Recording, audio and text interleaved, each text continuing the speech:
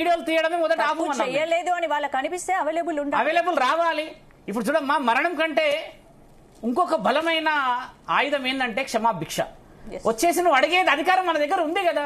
సాధు సత్పురుషుల దగ్గర దాకా ఎందుకమ్మా? తల్లిదండ్రులకి జవాబు చెప్పే బాధ్యత లేదా ఈయన గారికి, ఎల్లూరి శ్రీనివాస్ కి? ఇప్పుడు ఆ అమ్మా నాన్నలకి ఇప్పుడు నిన్న మొన్న వాళ్ళ ఆరోగ్య పరిస్థితులు బాగాలే ఉన్నారు కదా, వాళ్ళకి సమాధానం చెప్పాల్సిన బాధ్యత ఉంది కదా. వ్యక్తిగతమైన విషయాలు ఏమి కాదు.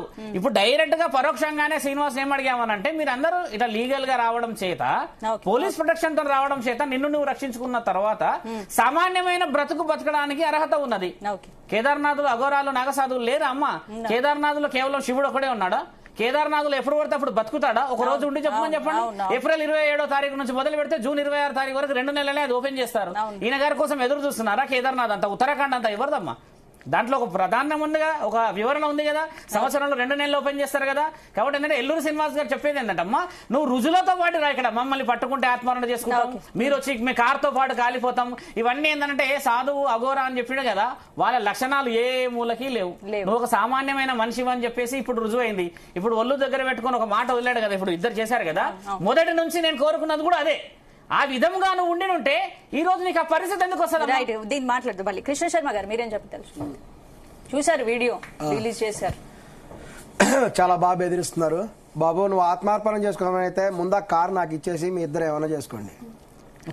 ఏం చేసుకుంటారండి? కారు ముందేమో అదేంటి మొత్తము దైవానికి సంబంధించి అలాంటి అని, కారు ముందు దైవానికి సంబంధించి సెట్టింగ్ అంతా పెట్టారు. మరి కారు లోపల డ్రగ్స్ అంటున్నారు, కట్టలు అంటున్నారు. అది అసలు విషయం.